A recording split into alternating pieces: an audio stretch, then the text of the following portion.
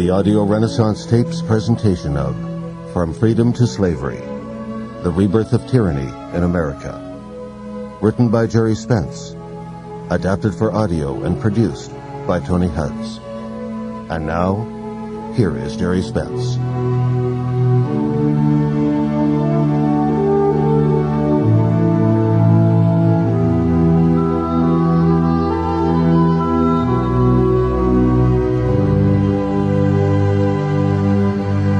Talking about a lofty subject such as freedom is like trying to jump from rock to rock across the creek without getting your feet wet.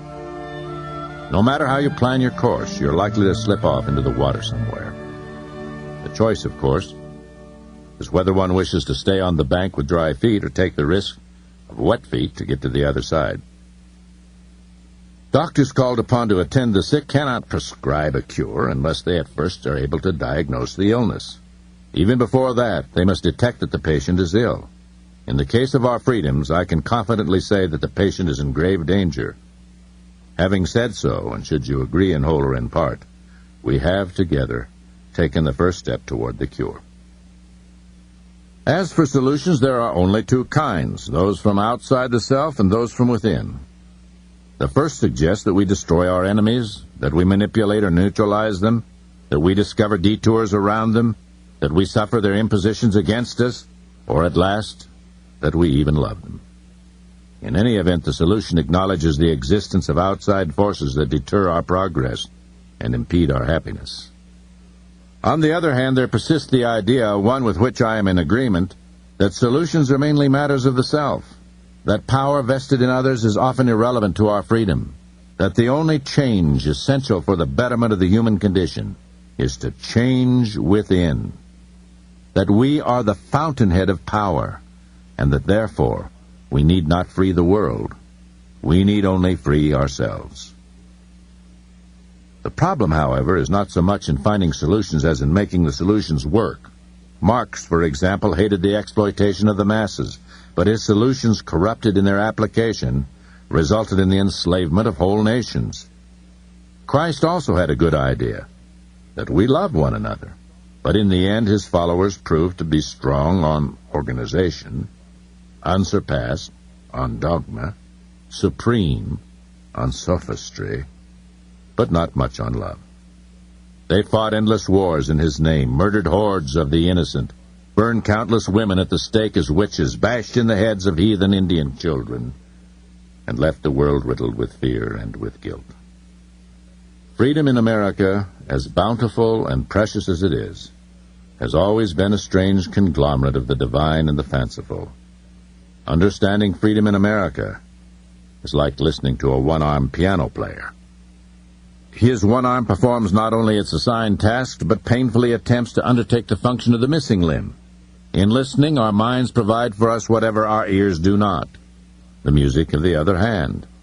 But after we assess his performance, as admirable as it has been, we know that something is indeed missing. Freedom in America works best for those who can afford it. As the fellow says in The Grapes of Wrath, you're just as free as you got the jack to pay for it. It's not as much an idea as it is a commodity. It's not as much a right as a component of commerce. On the other hand, some of us enjoy a state of freedom that never enters even the dreams of those in many other cultures. As I sit warm and comfortably in a studio recording these thoughts, I don't fear intrusion from brown-shirted agents of the government. If I make minimal efforts at compliance with the rules that preserve the power structure, I will likely be left alone, even if I criticize the power structure. I am essentially free to rant and rave and to emit all manner of noxious noise. It is this dichotomy that serves as both our pride and our poison. Today there are, as indeed there have always been, insidious enslaving forces at work in America. Today's emerging tyranny emanates from a new king, from a non-living power center composed at its core of monolithic corporate entities encased and protected by endless layers of governmental bureaucracies. The primary strategy of the new king is to convert all rights, all human energy, all goals, and at last, all humans into commodities. The new king exists solely for commerce. Its lifeblood, its green blood, is money, and its singular mission is profit.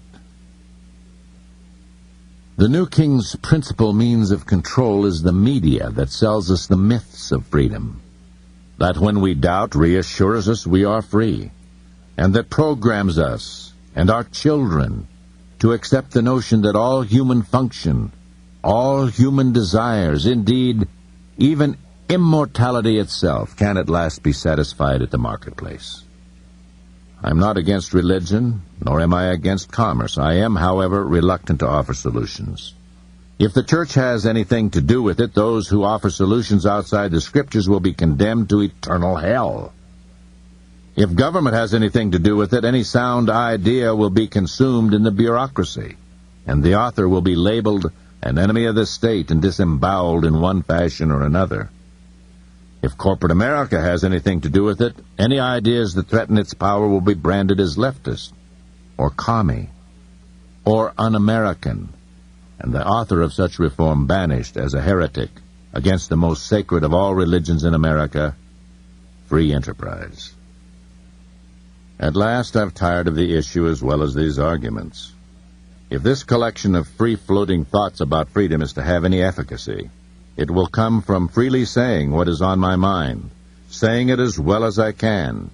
And if a solution seems to appear, well, why not give it recognition?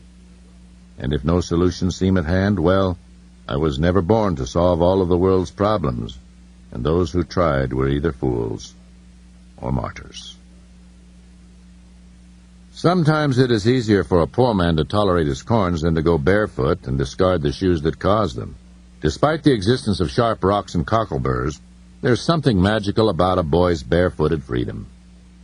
If only we could convince the world leaders not to walk in each other's shoes, but instead to meet and to talk to each other in their bare feet.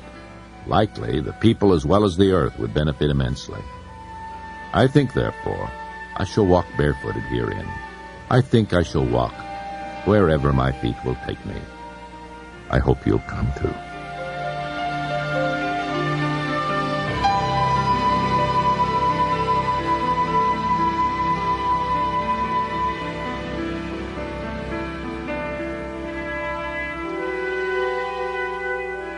The first steps on our journey will take us to the trial of Randy Weaver. It's a story that's not been heretofore told anywhere. I want to tell it to you now as I tried it and as I lived it.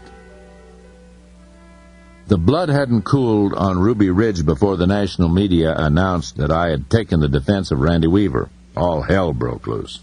My sister decried my defense of this so-called racist. Letters to the editors in several papers expressed their disappointment that I would lend my services to a person with Weaver's beliefs. I believed then, as I believe now, that Randy Weaver was wrong. His relationship to mankind was wrong. He was perhaps legally wrong when he failed to appear and defend himself in court on a charge of possessing illegal firearms. But the first wrong was not his, nor was the first wrong the government's. The first wrong was ours. In this country, we embrace the myth that we are still a democracy, when we know that we are not a democracy, that we are not free, that the government does not serve us, but subjugates us. We know the government is no longer the servant of the people, but at last has become the people's master. We have stood by like timid sheep while the wolf killed, first the weak, then the strays, then those on the outer edges of the flock, until at last the entire flock belonged to the wolf. We did not care about the weak or about the strays. They were not part of the flock. But as the wolf worked its way toward the center of the flock, we discovered that we were now on the outer edges. Now we must look the wolf squarely in the eye, that we did not do so when the first of us was ripped and torn and eaten, was the first wrong. It was our wrong. That none of us have felt responsible for having lost our freedom has been a part of an insidious progression. In the beginning, the attention of the flock was directed not to the marauding wolf, but to our own deviant members within the flock. We did not care when the wolf took them. We argued that they deserved it. Indeed, the wolf cleansed the herd by destroying the weak and dismembering the aberrant element within. As time went by, strangely, the herd felt more secure under the rule of the wolf.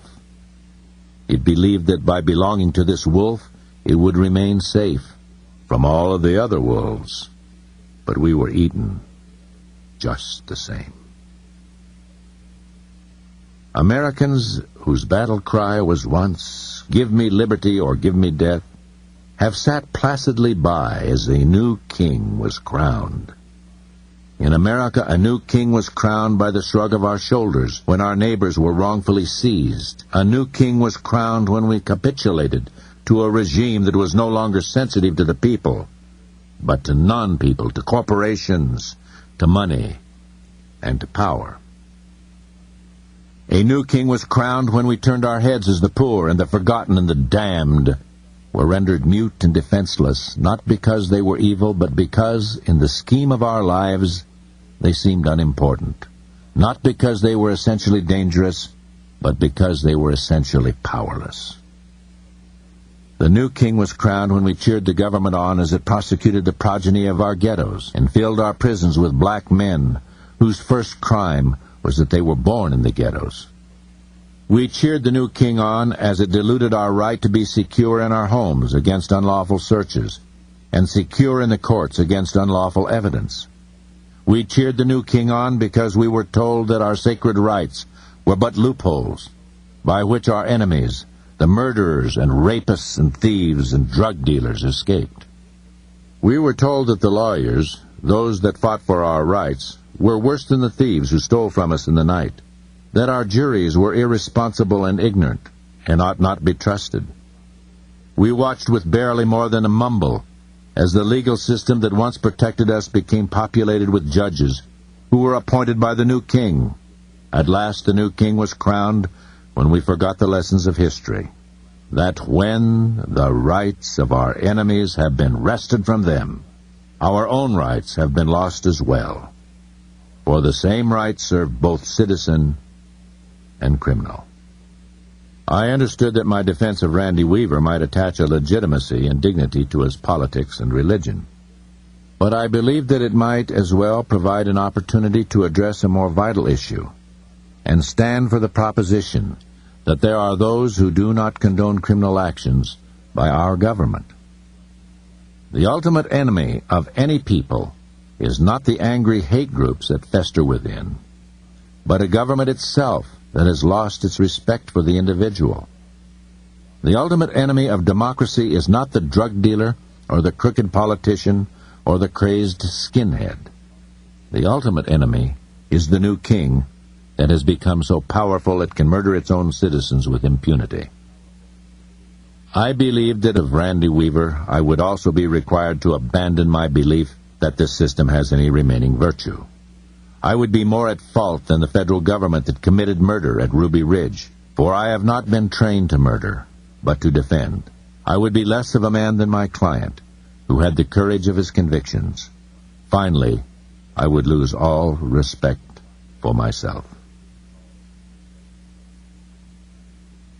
Ronald D. Hohen, the Assistant United States Attorney, a powerful, square-jawed, humorless man, had attempted from the earliest moments of the trial to convict Randy Weaver by tying him to the Aryan nations with slim, circumstantial strings. Everyone knew the Aryan nations as a miserable conglomerate of discontents who, like fanged sheep, followed Pastor Richard Butler of the Church of Jesus Christ Christian. Butler preached that what he called the nations were composed of 12 lost tribes of Israel, which were, of course, all white and all cleansed of Jews. Blacks were the descendants of Cain, stricken black in punishment for their inherited sin, and the unfortunate mixtures of blacks and whites Butler ignobly labeled mongrels.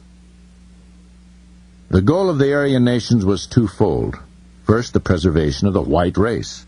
Second, the elimination of all Jews and the confiscation of all property held by Jews, as well as all other non-whites. The cult had often been labeled neo-Nazi, and these so-called skinheads with their shaved skulls, black shirts, and swastikas had gathered at Ruby Ridge to maintain their vigil during the Weaver standoff. Although Colonel Bo Greitz had assured me that Randy Weaver was not a member of the Aryan nations, and indeed he was not, Weaver nevertheless had candidly displayed an occasional trapping, and employed from time to time some of their biblical language. It is easy for us to hate these truants from reason who propose ideas that insult the dignity of the species. I too had begun to hate those who were diseased with the disease of hatred. During the trial I had involuntarily become the hero of many whose causes and creeds were antithetical to my own. Yet a pesky voice pestered in my ear that if we do not preserve the right of our enemies to worship and to speak as they please, our own preachments of freedom are as empty cans on the beach.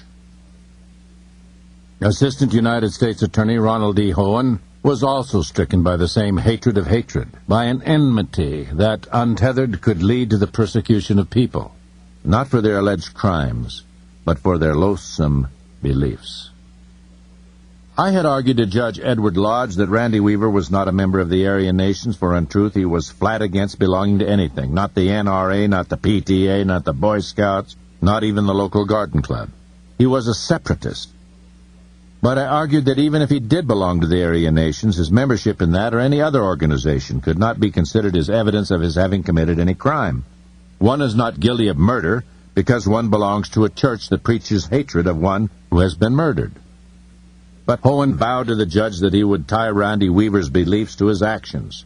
Based on that assurance, Judge Lodge permitted evidence to the effect that Randy Weaver and Vicky, his wife, spoke of the coming of Christ, of Armageddon, when the world would be filled with agony and turmoil, and the federal government would be peopled with evil officers who would attack innocent citizens.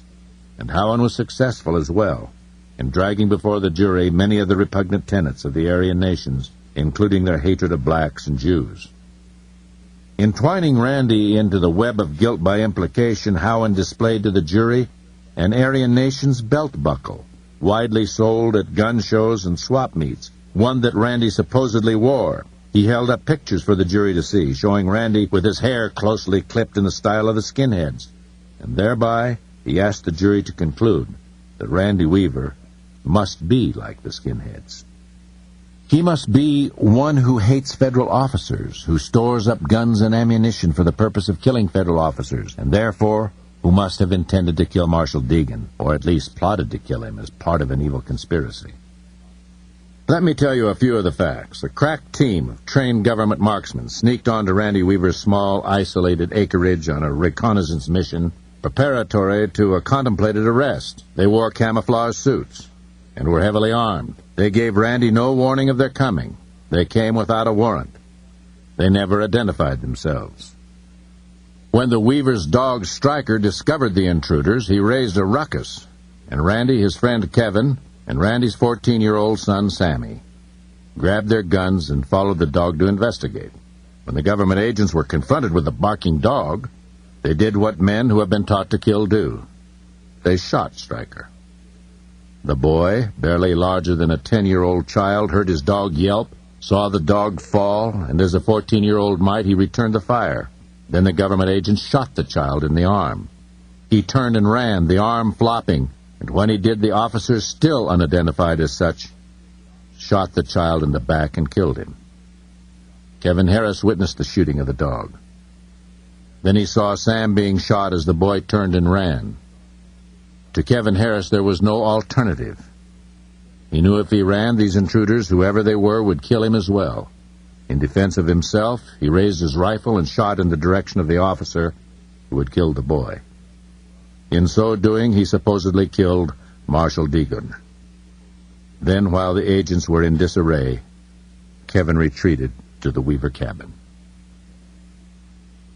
As the trial dragged on, Hohen painted an evil portrait of Randy Weaver, a vicious, wild-eyed radical who had plotted from the beginning, even before he and his family had migrated to Idaho, to instigate a violent confrontation with federal authorities.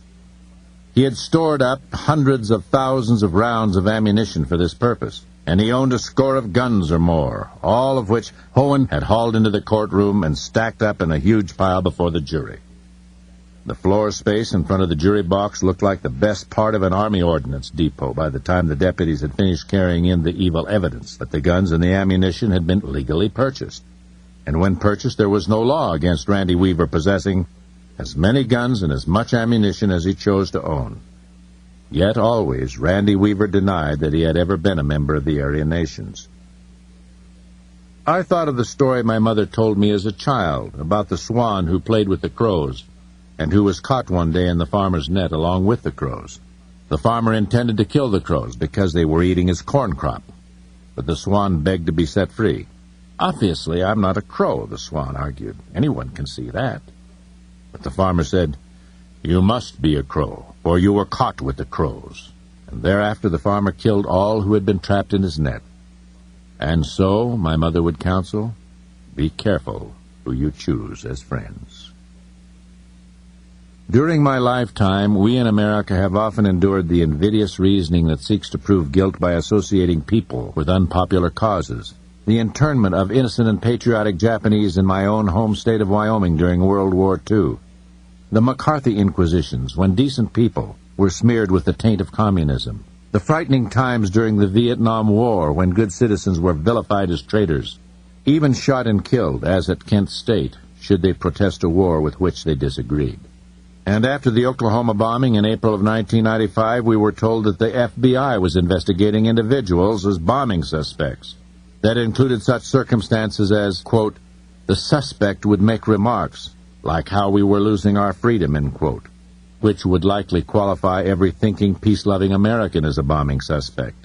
And, quote, the suspect liked to wear military fatigues, was anti-government, and had a fascination with firearms, end quote, which could cast millions into the irredeemable trough of suspicion. I had grown up believing the police were just good people like Andy Setka, the policeman who lived next door, and who my parents told me would come to find me when I was lost, and who would help me when I needed help. I never saw Andy Setka without a big smile on his face, and I saw him every day, and his kids were my pals.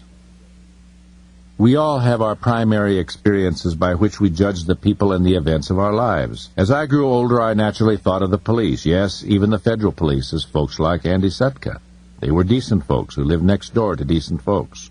They were trustworthy, loyal, helpful, friendly. They were adult Boy Scouts who carried a badge and a sidearm. But over the years, as a criminal defense attorney, my in-court experiences with the police forced me to the realization that police, like the rest of us, are competitive people. They want to win. Many police, perhaps most, struggle under the misguided belief that when the accused is guilty, it becomes the duty of the police to see that the accused is convicted and punished. Many police seem to weigh one wrong against the other, their own wrong of fiddling with the evidence, of intentionally omitting exculpatory facts, even the criminal wrong of planting or manufacturing evidence, or equally reprehensible, lying under oath. These are weighed against what many police see as the greater wrong of permitting the guilty to escape his just dues. Indeed, the argument that it is all right for the police to cheat, if in the process they catch the criminal, is commonly dramatized in the movies and on the television screen. This idea, in fact, is applauded by many a citizen as justice in the raw, without all the bothersome loopholes that permit the guilty to escape. On the screen, we often witness the cop blithely picking the lock of a suspect's home and illegally entering and searching his room.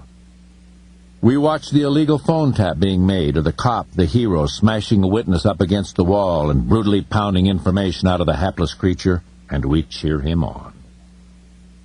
At the same time, many years in the courtroom have taught me that most police officers cannot withstand a powerful, well-prepared cross-examination. Often they react. Often they display their anger. Sometimes they reveal a dark underside, and then juries will reject their testimony.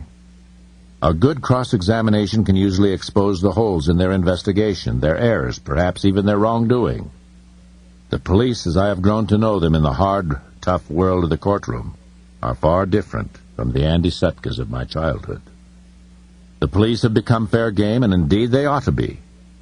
Were it otherwise, we would need no laws, no rules, no trials, no juries. The police, as in every police state, would simply level their charges and lead the defendant to his blindfolded stance before the firing squad.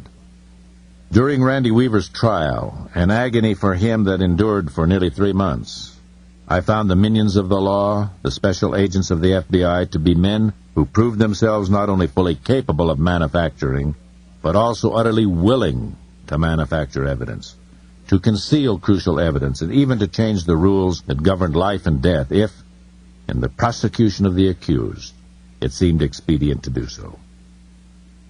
Even after all of these years, it hurt me to see it. It still hurts me to say it. As the case lumbered forward under the methodical strategy of Ronald Hohen, and as our cross-examinations took their toll, it became clear that the FBI had no direct evidence that would tie Randy Weaver physically to the Y. That was the now infamous fork in the faint trail through the trees where the dog, Stryker, Old Yellow we called him during the trial, and Little Sam, and Marshall Deegan all lost their lives. The truth was virtually undeniable. Randy Weaver had not been at the Y at the time of the shooting. When Old Yellow barking took off on the trail after something, Randy had not followed the boys who were hot after Old Yellow. Instead, he had run in another direction to see if he could cut off the bear or the deer. Everyone thought the dog was trailing. Some time later, Randy heard the shots, and that's when he had called out to Sammy. "Come on home, Sammy. Come on home, son." He heard the boy call back, "I'm coming, Dad." And those were the last words he ever heard from his son. Kevin Harris told the same story. Randy had not been at the Y. Later, the kids told how their father had arrived home ahead of the others, and how Kevin Harris came plodding back to the house as the agonized bearer of the news that Sammy had been killed. Randy then broke into wild sobbing, rolled on the ground, and beat the earth. Finally, he grabbed his rifle and shot it into the air, emptied it and loaded it again, time after time, and when he was exhausted, it was Vicky, the source of the family's power, and the only person Randy would listen to, who was, at last, able to restrain him. The marshals had been repeatedly admonished by Washington not to engage the Weavers, and at all costs not to injure one of the Weaver children. But now they had killed this small boy, shot him in the back. What should they do? At the trial, they claimed they didn't know they had shot the boy, that he must have fallen out of their sight. Yet, as I argued at the trial, they could not have twice shot the child without first seeing him, and considering his fatal wound through the back, he must have fallen right where he was shot. And when later, the same day, Vicky and Randy and Kevin Harris plodded down to the Y to retrieve the body of little Sammy, the marshals, hidden in the trees where they had fired on the dog and the boy in the first place, must have heard their wailing. Had they looked where they shot, they must have seen this weeping mother and this broken father lift up their child, whose wounded arm was dangling by the hide like so much red jerky hung out to dry. And after that, they must have seen these three struggle around the bend and disappear out of sight as they headed home, bearing their dead. Rather than go on down and confess to the world what had happened, the marshals stayed huddled in the woods until dark, claiming they were surrounded by these crazies, these Weavers. Then, under cover of night, the marshals dispatched 2 of their 6 to their staging station below to report to the local sheriff that the marshals had been engaged in a horrendous firefight in which they had taken as many as 1,000 rounds of fire from the Weavers. They said that Officer Deegan had been murdered in the firefight, that the Weavers were heavily armed, zealous and extremely dangerous, and that they had vowed they would never be taken alive. They further added that the marshals were surrounded and required immediate reinforcements. A similar message was dispatched to the marshals' Washington headquarters and thereafter to the FBI. Almost immediately, the FBI dispersed its hostage rescue team to Ruby Ridge to save the embattled marshals and to put down these lunatic cultists who had them surrounded. Not satisfied with this initial report, the marshals the next day supplied an affidavit to the court that blatantly, falsely, stated that the Weavers had been shooting at the marshals from a pickup truck. And what about this supposed firefight in which the marshals took as many as 1,000 live rounds from the Weavers? During the trial, the most favorable evidence the FBI could provide was that from both sides, a total of 19 rounds had been fired. The marshals fired 14 rounds, while Kevin and Sammy fired 5. But the myth of a massive firefight persisted, and the myth was obediently recounted by the marshals at trial, because one would surmise that if there had been a firefight, well, perhaps it would go a long way in explaining how the marshals came to shoot in the back both a dog and a small boy running home. The public believes that the police enforce an unwritten code that provides an effective and summary punishment for any who have killed a police officer. People believe that it is far more serious for a citizen to kill a human being who wears a badge than to kill one who does not. The penalty imposed by the police on the cop killer is, of course, death. During the trial, certain facts and circumstances were revealed which, in several camps, argued strongly for the proposition that federal police officers undertook to execute this unwritten rule against the Weavers at Ruby Ridge in retaliation for the death of Marshal Deegan. Let me explain.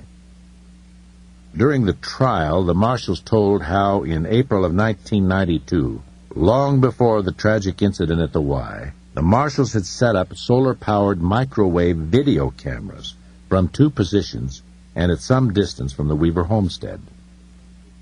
From these surveillance cameras, the marshals had retrieved hundreds of hours of film that provided the marshals' task force with, as they described it, crucial intelligence information as to what occurs on the compound daily. These videos showed that whenever the Weavers came out of the house, even a trip to the outhouse, they carried their rifles. The cameras showed that when the dogs barked, when vehicles happened by, whenever there were strangers approaching, whenever the Weavers came out to investigate any goings-on, they carried their rifles, even the kids. But in the tradition of the Western gun handler, Randy Weaver had taught his family that no one ever points a gun at another unless one intends to kill that person. Not once did a member of the Weaver family put a gun on any stranger who happened by, or on any marshal, or on any other law enforcement officer. From time to time, many people had stopped by the Weaver place, some to seek information about the availability of nearby land, some to ask directions, and some just to talk. After cautious inquiry, the Weavers proved to be friendly, even inviting some of the folks to come into the house for cookies. Indeed, more than one of the strangers who happened by as suspected by the Weavers were federal marshals, looking in on the Weavers as they prepared their strategies to arrest Randy and to bring him down. The day following the shooting of Marshal Deegan, whom the jury later found had been shot by Kevin Harris in self-defense, we see from the testimony the Associate Director of the Marshal Service, one Duke Smith, and the leader of the FBI hostage rescue team, one Richard Rogers, being flown from Washington to Ruby Ridge, where they would soon take on this, quote, crazy skinhead, end quote, Randy Weaver, and his equally, quote, crazy skinhead family, end quote. According to the testimony, the 2 men were agreeing on a new shoot-on-sight rule of engagement. Now, a rule of engagement is a euphemism for the authority under which officers are authorized to kill citizens. Under common law, as under the laws of all 50 states, one can intentionally kill another only in self-defense, and then only if one reasonably believes that he or a third person is in imminent peril of death or serious bodily harm. This, too, was the essence of the FBI's traditional rule of engagement, as set out in its own regulations in plain, easy English, a rule by which the FBI and its hostage rescue team were fully bound. But now we see Rogers had changed that rule. As they flew over the broad, flat plains toward the mountains of Idaho, the law of the land was changed into a simple order to kill. This new rule was no longer the law of self-defense. Instead, it now read that FBI snipers, bearing their heavy target rifles with their 10-power scopes that can put a bullet into a pea at 200 yards, could and should kill any adult at the so-called Weaver compound who was armed, whether that person was threatening with a gun or not. Thus, when Randy or Kevin, yes, when even Vicky innocently walked to the outhouse carrying their rifles, they were dead. Thus, when they ran out to see who had just driven up, as was their well-known habit, and they carried their rifles, which was also their well-known habit, they were dead. The officers who decreed into life this new death-dealing rule of engagement must have known from the hundreds of hours of surveillance films the marshals had previously collected that whenever the Weavers left the house, they were always armed. The result of the new rule was that all of the adults at the Weaver house would now be shot, thus eliminating the troublesome Weaver problem once and for all, and in effect executing the well-known unwritten penalty imposed by cops against any who kill a cop. Contemplate the enormity of the power of these two men from separate federal agencies as they changed the law of the land and, according to Eugene Glenn, on-site commander at Ruby Ridge, did so with the full knowledge and consent of Larry Potts, the assistant director of the FBI in Washington. From the evidence as we gathered it from our cross-examination, we watched Rogers change the law in the same way that any tyrant rules, by decree, by bald, secret order, by overt edict, without the consent, yes, without even the knowledge of the people. Rogers, with the power to command those who are trained to kill, and who are willing to kill, and who have at their disposal countless instruments of death, thus deployed such men and such instruments under these new death warrant rules of engagement. It is the rule of law that has for centuries protected us from the hoodlum, the gun-happy, and the vindictive cop.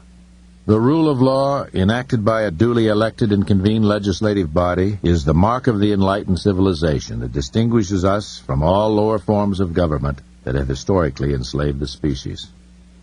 As Smith and Rogers flew to Ruby Ridge, the Weavers were unaware that the rule of law had been aborted, and that within hours the FBI would set up its trap, the fulcrum of which would be this new shoot-on-sight rule of engagement. Before the day was over, this new rule would account for the killing of Vicki Weaver and the wounding of all of the males still alive at the Weaver homestead. We were told that before the killing of Vicki Weaver, the new rule of engagement had been amended to read that the officers could and should shoot any armed male, as distinguished from the original language, any armed adult who presented himself or herself at the Weaver compound. But the claim that there was such an amendment made before Vicki was shot is, in my opinion, suspect. For not only was the original order to shoot any armed adult, which of course included Vicki, but it was Vicki who indeed was thus killed. For it was Vicki who from the beginning had been cast by the marshals in the role of the leader, the brains, the heart and soul of the Weaver clan, it having been the marshals' conclusion that none of the Weavers would ever surrender so long as Vicki was alive. After the shooting, and after it became clear that the sniper Lon Horiuchi, lead man on the FBI hostage rescue team, had killed an unarmed mother holding her baby, and considering the fact that no one held a warrant for Vicki's arrest, it seems more than likely that the new rule of engagement was amended after the murder of Vicki Weaver to provide for the killing of only armed males. Without such an amendment, how else could the officers convincingly contend that Vicki Weaver's death had been just a tragic mistake? By the time Smith and Rogers arrived at Ruby Ridge, something was obviously amiss. At the scene, there was no firefight. That was plain to see. All was silent except for the heavy rumble of armored personnel carriers, tanks of a kind, and the popping propellers of helicopters, and the hollering of hundreds of uniformed men setting up their tents and packing their knapsacks, and cleaning their pieces, and preparing their equipment for war. Unbeknown to the Weavers, and under the cover of darkness, the FBI spread its hostage rescue team across the way in positions that were unobservable to the Weavers. 6 skilled sharpshooters with their sniper guns resting, ready for the kill, along with 6 observers. The FBI had made no demand that the Weavers surrender before the officers were to fire, nor had anyone even hinted to the Weavers that 6 sniper teams waited with their eyes pushed up against their scopes, ready to kill any armed male who walked out the front door. Then Randy and his 16-year-old daughter Sarah and their friend Kevin Harris stepped out, their guns pointed at no one. They were as innocent as small forest animals walking into the jaws of the steel trap. They strolled slowly toward the birthing shed where Randy and Vicki had lain the body of Sammy the day before. Their mission was one of grief, not of hostility. In their injured hearts, they suffered the need to see their beloved Sammy one last time before they buried him, to say goodbye. Then, as Randy slowly walked up to the birthing shed and reached up to open the homemade latch, Lon Horiuchi opened fire. Horiuchi's bullet struck Randy through the soft part of his underarm, leaving a neat, round hole the size of a lead pencil. "I'm hit," Randy hollered, and when Sarah saw that her father was alive but stunned, she jumped in behind him and began pushing him out ahead of her. They had run, the three of them, Kevin in the rear, toward the house. They had run with their backs to the snipers. And under my cross-examination, Horiuchi admitted that he was trying to kill the running Harris. For was not Horiuchi a sniper trained to kill, committed to kill, in accordance with the new rule of engagement? And Randy Weaver and Kevin Harris, weren't they armed? More than that, Horiuchi admitted he believed it was Harris, not Weaver, whom he had shot in the first place, although Weaver stands about 5'7" and Harris stands well over 6 feet tall. And at the door, of course, stood Vicky, armed only with her 10-month-old child, Elisheba, at her breast. "I'm hit, Mama," Randy had cried to Vicky as he ran toward the door that Vicky had been holding open for him. "I'm hit." "Get in here," Vicky shouted. And those were her last words. We know the rest. Horiuchi's bullet smashed into her head and blew off the side of her face. And after she fell, Randy pried the baby from her hands, and Randy and Sarah dragged the body of their slain wife and mother over to the side of the kitchen where she lay, her blood flooding the kitchen floor. Sarah spread a blanket over her dead mother. And after that, the body lay there for many days in the hot August air, rotting before the sight of the children, before the small child Rachel, the crying baby, and Sarah huddled with her father, waiting to be killed.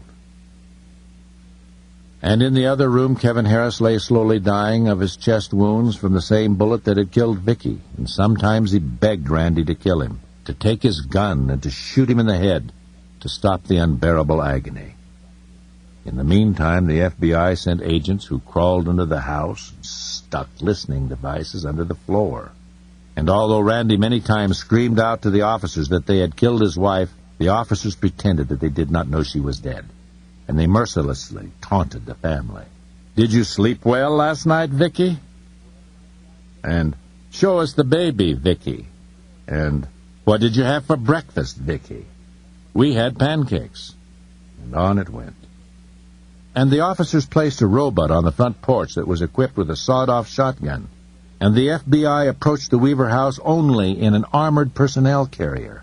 And the FBI brought up its negotiator, who spoke to the Weavers over a bullhorn. The FBI kept spotlights on the small house all night and played loud music so the people inside couldn't sleep. And the FBI tried to drive the people, if not out of the house, then out of their minds. Perhaps by now we have forgotten why Randy Weaver wouldn't come down to be arrested in the first place. He was not a criminal. He had never even collected a speeding ticket during his lifetime. He had been honorably discharged from the Army, collecting a number of meritorious citations. But he had principles, old-fashioned principles, like a belief that a man becomes what a man does, which of course made it quite impossible for him to become a snitch for the alcohol, tobacco, and firearms agents. We remember that an agent for the ATF, for our government, had talked this thoroughly peace-loving man into sawing off a shotgun for money. And once having talked him into it, the ATF sprung its infamous trap. The agents demanded that Randy snitch for them, or else they'd charge him with a gun violation and send him to prison. Predictably, Randy told him to go to hell, that he was not going to become a snitch by snitching, a liar by lying, and he was not going to become one who betrays those who trust him by betraying those who trust him. He would not. And it was after that that the ATF had set out to arrest him and bring him down from Ruby Ridge. The ATF had dawdled around for 18 months before they finally decided to bring him in. The ATF chose a winter day when Randy and Vicky had set out in their old pickup to fetch some supplies. The marshal's strategy was simple. They parked an old pickup camper on a bridge as if it were stalled. Inside the pickup, several heavily armed marshals waited, guns at ready, and another marshal had taken a strategic position above the bridge, where he lay in wait in his white camouflage suit, his machine gun leveled on the scene below. When Randy and Vicky drove up, a man and a woman, both marshals, both dressed in humble country clothes, were peering under the hood. Randy walked up to see if he could help. At that moment, the officers emerged from the back of the camper, guns drawn, and put him to the ground. Vicky, too, was thrown to the ground. That night, the officers threw Randy in jail, and Vicky was released to drive home alone. The next day, Randy was taken before Magistrate Stephen Ayres, who, at the trial, testified that he had released Weaver on his own bond. Under the relentless cross-examination of Chuck Peterson, our associate, the magistrate admitted that he told Weaver that if Weaver appeared for trial and if he lost, he might lose his house, the family's major asset. That was a fearsome message Randy and Vicky would never forget. Magistrate Ayres also admitted he had misadvised Randy as to the law in this matter, but Magistrate Ayres never corrected the error. Faced with the fear of losing their home if Randy lost his case, Randy and Vicky began to ask simple questions. How could Randy ever win the case? He had sawed off the shotgun, hadn't he? And that was illegal, was it not? And the feds had him cold on audio tape when he sold the sawed-off shotgun to the undercover ATF agent. Neither Randy nor Vicky were versed in the sophisticated law of entrapment. As they saw it, if Randy lost the case, the government would take the family's home, and where would the family go then? And if they were homeless, the government would probably take the kids from them as well. As the facts and the law was presented to them, they had no alternative but to stay where they were and to pray.